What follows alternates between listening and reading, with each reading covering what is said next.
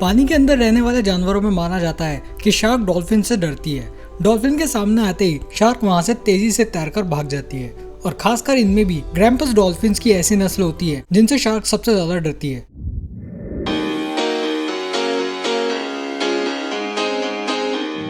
जो लोग शार्क के बारे में नहीं जानते उन्हें बता देता हूँ कि शार्क को समुद्र का बहुत ही खतरनाक जानवर माना जाता है। यह खून की एक बूंद को कई सौ लीटर पानी में भी सूंघ सकती है और अपने शिकार का पता 1.5 किलोमीटर दूर से भी लगा सकती है। और जैसे ही मुझे इसके बारे में ये जानकारी मिली, मैंने तुरंत हर साल शार्क के अटैक से मरने वाले लोगों की संख्या के बारे में रिसर्च की।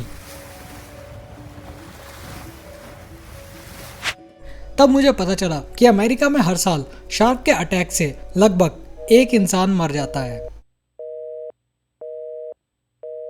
और बदले में इंसान लगभग 10 करोड़ शार्क को हर साल मार देते हैं। अब सच यही था तो मैं क्या कर सकता था। लेकिन शार्क को समुद्र का एक बड़ा ही शातिर प्राणी माना जाता है जो कि ज्यादातर समय गुस्से में ही रहती है। चाहे तो आप इन्हें समुद्र का सांड मान सकते हैं, जबकि डॉल्फिन को एक क्यूट और फ्रेंडली मछली माना जाता है जो इंसानों के साथ काफी घुल मिलकर रहती है, पर फिर भी शार्क डॉल्फिन से डरती है। असल में डॉल्फिन समुद्र में खुद के ग्रुप्स बनाकर रहती है। इन ग्रुप्स को पॉट्स कहते हैं। डॉल्फिन्स को बहुत ही इंटेलिजेंट माना जाता है। ये किसी को भी हानि नहीं पहुंचाती, लेकिन अपने नेचर से ये भी जानती हैं कि इन्हें खुद को कैसे प्रोटेक्ट करना है।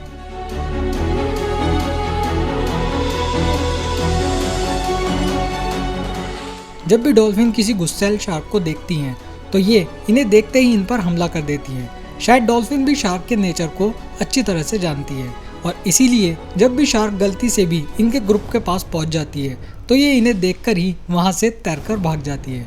और इतना ही नहीं, डॉल्फिन्स के ग्रुप को देखकर भी शार्क वहां से दूर रहना ही अच्छा समझती है। लेकिन डॉल्फिन्स ऐसा सिर्फ हिम्मत की वजह से ही नहीं बल्कि अपने शरीर की बनावट के दम पर भी कर पाती है। डॉल्फिन्स के पंख बहुत ही फ्लेक्सिबल होते हैं। इसकी सॉफ्ट स्किन और कंकाल इसे शार्क से लड़ने की ताकत देते हैं। शार्क की खड़ी पूंछ समतल होती है जिसकी वजह से इसके ऊपर नीचे घूमने की आज़ादी पर फर्क पड़ता है, जबकि डॉल्फिन्स की पूंछ क्षैतिज होती है जो इसे तेज तैरते हुए तीव्रता से अटैक करने की शक्ति देती है। डॉल्फिन का सिर भी काफ़ी मोटा और मजबूत होता है जो इसकी ढाल की तरह इसे बचने में इसकी मदद करता है।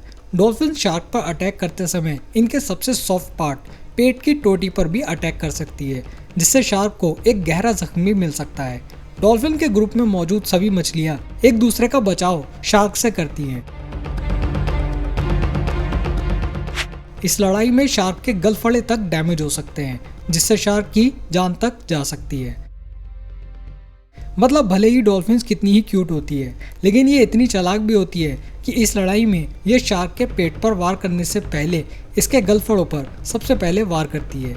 इसके साथ ही डॉल्फिन किसी अटैक से बचने के लिए या अपने शिकार को ढूंढने के लिए इको लोकेशन का भी उपयोग करती है।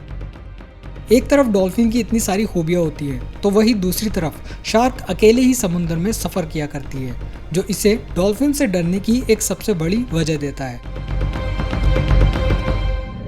कोई शार्क किसी डॉल्फिन को उनसे छुपकर अचानक उन पर वार करके ही उसे मार सकती है, और वो भी अगर पहले अटैक में ये फेल हो जाती है तो डॉल्फिन तेजी से भागकर दोबारा अपने ग्रुप में शामिल हो जाती है। अब यहाँ शार्क की बदकिस्मती ये है कि सिर्फ 2 या 3 डॉल्फिन्स का ग्रुप भी इस लड़ाई में साथ मिलकर शार्क से लड़ने को तैयार हो जाता है। इसके ऊपर भी सुहागा ये है कि डॉल्फिन शार्क से ज्यादा तेज तैरती है। वैसे डॉल्फिन इतनी फ्रेंडली भी होती है कि हर साल समुद्र में डूब रहे इंसानों को यह बचाकर किनारे तक भी पहुंचा देती है। जी हाँ, आपने बिल्कुल सही सुना। हर साल ऐसे कई केसेस देखे जाते हैं जहां डॉल्फिन ने ऐसे ही कई लोगों की जान बचाई है। इन सभी बातों से एक बात तो जरूर समझ आती है कि हम इंसान भले ही दुनिया के ऊपर कई रूपों में रहते हैं, लेकिन हमारी धरती की नीचे की दुनिया भी ऐसी ही कई रूपों से भरी पड़ी है।